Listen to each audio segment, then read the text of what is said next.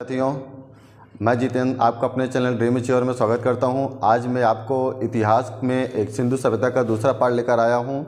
मुझे आशा है कि आप मेरी पिछली वीडियो को देख चुके होंगे। अब हम शुरू करते हैं आपको सिंधु सभ्यता का जो शेष पार्ट था। अब सिंधु सभ्यता में हम उसमें पढ़ेंगे कि जो वहाँ से मिलने वाली जानकारी के साक्ष्य होते हैं। तो जैसे कि आप देख रहे हैं सिंधु सभ्यता, हमने सिंधु सभ्यता के बारे में बता चुका था। जो सिंधु सभ्यता की खोज के बारे में जो वस्तुओं की खोज की गई थी, वो एक नई विश्लेषण पद्धति C14 अर्थात रेडियो कार्बन 14 के तहत सिंधु सभ्यता की जो सर्वमान्य तिथि बताई गई थी वो 2350 से लेकर 2350 BC से 1750 BC तक बताई गई थी। लेकिन कहीं कहीं पर कुछ पुस्तकों में आपको मिलता है 2400 से लेकर 1700 मिलता है। 2400 BC से लेकर 1700 BC, याद रखना ये ईसा पूर्व की बात करता है। कहीं कहीं पर आपको सीधे ऑप्शन में दे दिए जाते हैं 2400 ईसा पूर्व और 2400 ईस्वी, तो वहाँ पर आप ईसा पूर्व के बजाय ईस्वी लगाकर चले आते हैं, वहीं से आपका क्वेश्चन गलत हो जाता है।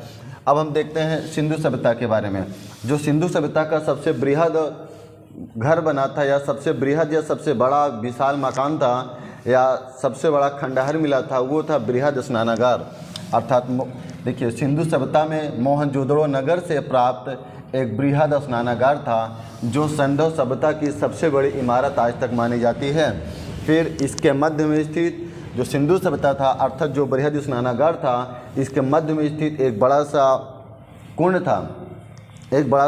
अगर हम बात करते हैं जो सिंधु सभ्यता का जो स्नानागार था वो चौकोर की कुछ इस प्रकार से बना था। यहाँ पर इस प्रकार से बना था और इस प्रकार से बनने के बाद यहीं बीच में एक स्नान कुंड था और यहाँ पर लोगों को स्नान करने के बाद कपड़े बदलने के लिए इस कोने कोने पर मकान भी अर्थात कमरे भी बने थे जिससे लोग अपने कपड़े को बदलते थे। और यहाँ पर एक कुंड था और यहाँ से पानी का निकासी का एक रास्ता भी लगा था और यहाँ से उतरने के लिए सीढ़ियाँ भी बनाई गई थी। यहाँ से उतरने के लिए इस प्रकार से यहाँ पर सीढ़ियाँ भी बनाई गई थी। अब अगर हम इसकी लंबाई की बात करें तो इसकी लंबाई होती है 11.88 मीटर। और अगर यहीं पर इसकी अगर हम इस कुंड की अगर चौड़ाई की बात करते हैं तो चौड़ाई होती है 2.01 मीटर और वहीं पर जो इसकी गहराई होती है 2.43 मीटर। तो यहाँ पर देखिएगा जो सिंधु सभ्यता का स्नानागार था उसकी यहाँ पर देख रहे हैं स्नान कुंड, जो बीच में नहाने का ये कुंड बना था, इसकी लंबाई 11.88 मीटर लंबा था और 7.01 मीटर चौड़ा और 2.43 मीटर गहरा था। अब देखिए अग्निकुंड लोथल से कालीबंगन प्राप्त। देखिएगा जो अग्निकुंड है अर्थात हवन करने के लिए जो अग्निकुंड बनाया जाता है वो लोथल एवं कालीबंगन से प्राप्त हुए। यहाँ पर लोथल एवं कालीबंगन से प्राप्त हुए हैं। फिर यहाँ पर मोहनजोदड़ो से 3 मुख वाले देवता जिसे पशुपतिनाथ कहते हैं, पशुपतिनाथ की मूर्ति मिली है। अगर आपसे पूछा जाता है पशुपतिनाथ की मूर्ति कहाँ से प्राप्त हुई है तो पशुपतिनाथ की मूर्ति मोहनजोदड़ो से प्राप्त हुई है। पशुपतिनाथ की मूर्ति मतलब 3 मुख वाले देवता को ही पशुपतिनाथ कहते हैं। अब याद देखेंगे जो पशुपतिनाथ की मूर्ति मिली थी अर्थात 3 मुख वाले देवता, उनके चारों तरफ हाथी, गैड़ा, भैंसा, चीता आदि विराजमान थे। तो देख रहे हैं उनके चारों ओर हाथी, भैंसा, चीता, गैड़ा विराजमान थे। मोहनजोदड़ो से एक नर्तकी कांस्य की मूर्ति प्राप्त हुई है। मोहनजोदड़ो से एक नर्तकी अर्थात नाचती हुई एक स्त्री का साक्ष्य मिला है जिसे हम नर्तकी के नाम से जानते हैं और वह मूर्ति कांस्य की थी, जिससे हमें यह पता चलता है कि जो सिंधु सभ्यता था या मोहनजोदड़ो सिंधु सभ्यता एक कांस्य युगीन सभ्यता थी। आगे बात करते हैं हड़प्पा की मोहरों पर सबसे अधिक एक श्रृंगी पशु, जो हड़प्पा की मोहर अर्थात मोहर मतलब जो सिक्के होते थे उनके सिक्कों पर एक श्रृंगी पशु, यहाँ पर एक सिंगरी पशु का अंकन मिलता है।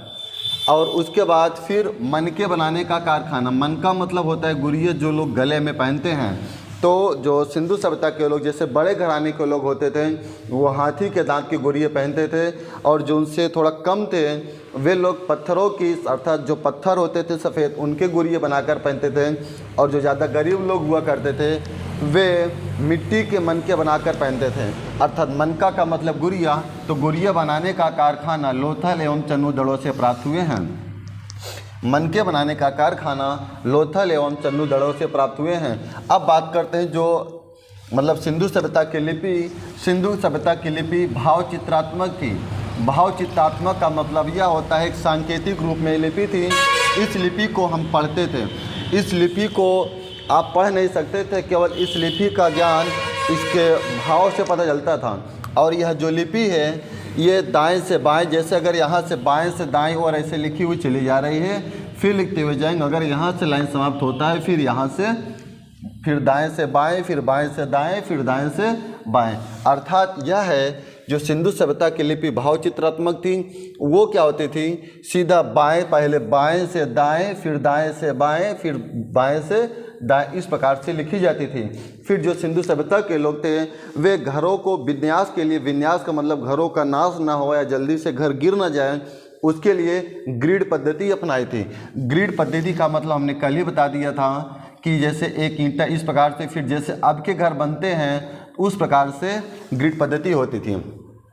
अब देखिए अपनाई गई थी। फिर यहाँ पर हमने बताया था सिंधु सभ्यता में, सिंधु सभ्यता एक नगरीय सभ्यता थी। यहाँ पर नगरीय सभ्यता होने का मतलब ये होता है सड़कें पक्की थी और चौकोर थी, बगल बगल पक्की नालियाँ बनी हुई थी और सभी शहरों के जो घर के दरवाजे वो सड़क की ओर ना खुल करके सड़क के पीछे की ओर खुला करते थे।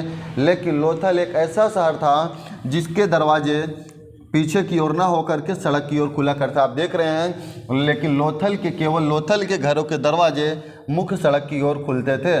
फिर सिंधु सभ्यता के लोग धरती को, जो सिंधु सभ्यता के लोग थे वे धरती को उर्वरता की देवी मानकर उनकी पूजा किया करते थे। आगे सिंधु सभ्यता में अर्थात संध्यावासी या सिंधु सभ्यता में वृक्ष पूजा एवं शिव पूजा के भी साक्ष्य सिंधु सभ्यता से ही प्राप्त हुए हैं। लेकिन यहाँ पर याद रखना, सिंधु सभ्यता में वृक्ष पूजा, शिव पूजा के साक्ष्य मिले हैं, लेकिन मंदिर के कोई भी अवशेष अभी तक नहीं प्राप्त हुए हैं। फिर अगला देखना कि जो स्वास्तिक चिन्ह का मतलब होता है जिस 7 to 7 जो आप ऐसे बचपन में खेला करते थे, और जो आप बचपन में ऐसे खेला करते थे, स्वास्तिक चिन्ह, हाँ ऐसे होता है, इस प्रकार से ये स्वास्तिक चिन्ह है। तो स्वास्तिक चिन्ह इसे ही कहते हैं। स्वास्तिक चिन्ह का साक्ष्य संभवतः हड़प्पा सभ्यता की देन है। जो स्वास्तिक चिन्ह है, स्वास्तिक चिन्ह किसकी देन है, तो स्वास्तिक चिन्ह हड़प्पा सभ्यता की देन है, जिससे आपके सूर्य उपासना का पता चलता है। स्वास्तिक चिन्ह से देखना सूर्योपासना का अनुमान लगाया जा सकता है। और सिंधु घाटी के नगरों में किसी भी मंदिर के अवशेष नहीं मिले, इसको बता चुके हैं।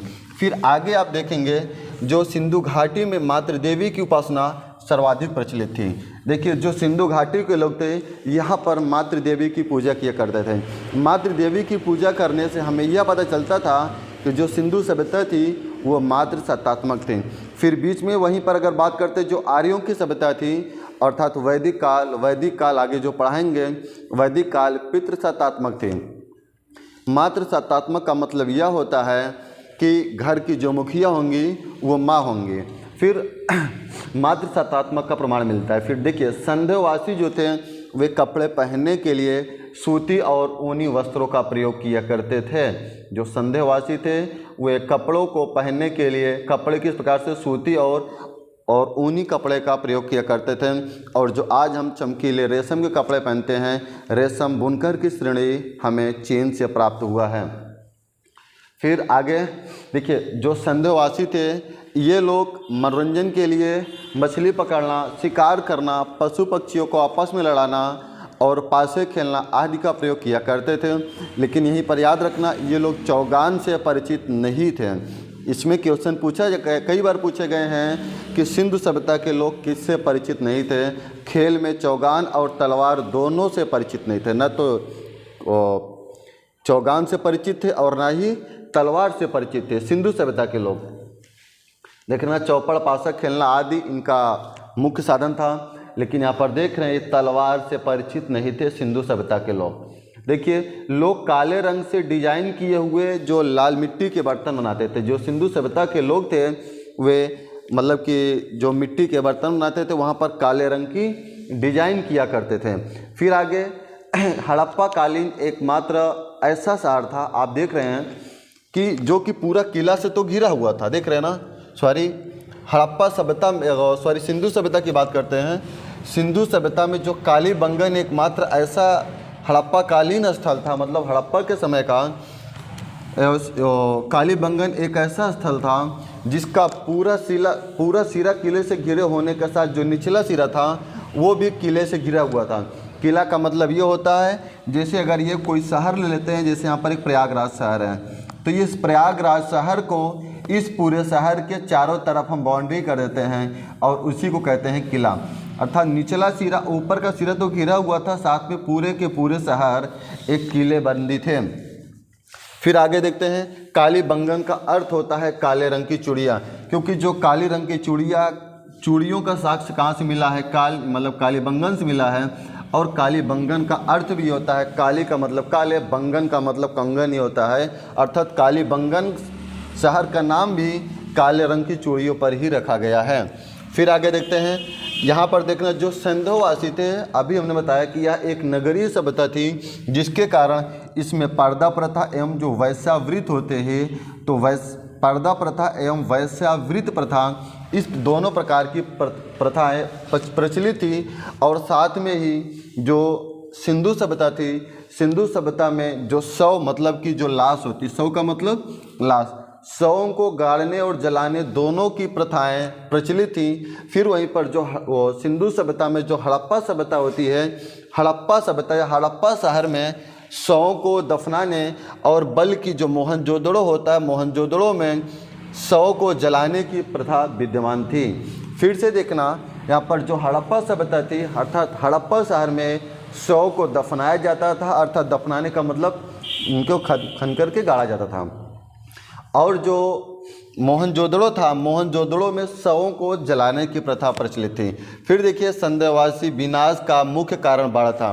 देखिए, बहुत से वैज्ञानिक यहाँ पर बताते हैं जो सिंधु सभ्यता है, सिंधु सभ्यता का विनाश का मुख्य कारण यहाँ पर बाढ़ है, क्योंकि जो सिंधु सभ्यता थी यह सिंधु नदी के किनारे स्थित थी।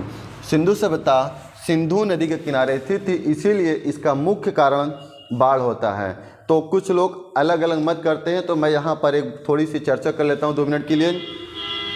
जो सिंधु सभ्यता है, लोग यहाँ पर कहते हैं, कुछ लोग कहते हैं कि सिंधु सभ्यता का विनाश का कारण महामारी था। जो जैसे आप देखते होंगे कि प्राचीन काल में बहुत पहले बीमारी फैलती थी, जैसे आज के टाइम पे कोरोना आया था, इस समय ओमिक्रॉन नामक वायरस फैला हुआ है।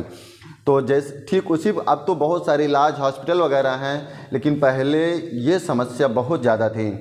तो ये कहा जाता है कि पहले हैजा और महामारी जैसे बीमारी फैला करते थे, क्योंकि जब सिंधु सभ्यता खुदाई हुई तो वहाँ पर वृक्ष के नीचे एक सजी सजावट की मूर्ति भी प्राप्त, मतलब स्त्री की मूर्ति भी प्राप्त होती है।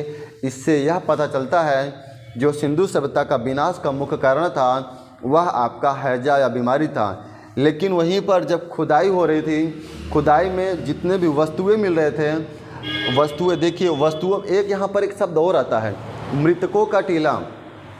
मृतकों का टीला का मतलब होता है मोहनजोदड़ो या हड़प्पा सभ्यता की जो भी उत्खनन से प्राप्त वस्तुएं होती हैं, उसी को मृतकों का टीला कहा जाता है। अर्थात जब यहाँ पर खुदाई चला था, खुदाई के समय में जब जो भी चीज़ें प्राप्त हो रही थी, उसके ऊपर एक 2 से 3 लेयर में या मोटी मोटी लेयर में बालू की परत जमी रहती थी, जिससे हमें सबसे ज़्यादा मतलब कि इसका साक्ष्य प्राप्त होता है बाढ़ से। सिंधु सभ्यता का मुख्य कारण यहाँ पर आपको भी लगाना है बाढ़, क्योंकि अलग अलग पुस्तकों में अलग अलग है, लेकिन जो यहाँ पर मान्यता प्राप्त की गई है रेडियो कार्बन 14 के द्वारा, वो सिंधु सभ्यता का मुख्य कारण बाढ़ होता है। फिर देखते हैं, आग में पकी हुई मिट्टी को टेराकोटा कहा जाता है। आग में पकी हुई मिट्टी को टेराकोटा कहा जाता है। अब थोड़ी सी हम सिंधु सभ्यता के बारे में और बात कर लेते हैं, जो कि सिंधु सभ्यता में जो विदेशी व्यापार हुआ करते थे। देखिए, यहाँ पर मैं लिखा हूँ आयातित वस्तुएं, और यहाँ पर प्रदेश स्थान अर्थात जहाँ से आती थी वस्तुएं। अगर बात करते हैं तांबा, तो तांबा कहाँ से आता था, तो खितड़ी बलूचिस्तान ओमान से आता था। खितड़ी और बलूचिस्तान और ओमान। फिर चांदी की बात करते हैं, अफगानिस्तान और ईरान से चांदी आता था। सोना की बात करते हैं तो सोना कर्नाटक आज भी है। भारत में सबसे ज़्यादा सोना कहाँ पाया जाता है, तो कर्नाटक राज्य में पाया जाता है। तो यहाँ पर देखते हैं कि जो सिंधु सभ्यता के समय में जो सोना का आयात होता था कर्नाटक, अफ़गानिस्तान और ईरान से, और टिन अफ़गानिस्तान और ईरान था। फिर शीशा वहीं पर केवल ईरान से आता था। तो मुझे आशा है दोस्तों कि आपको यह क्लास बहुत अच्छी समझ में आई होगी। यदि आप कहोगे तो मैं इससे रिलेटेड और अच्छे अच्छे फैक्ट डालता रहूँगा। Thank you for watching.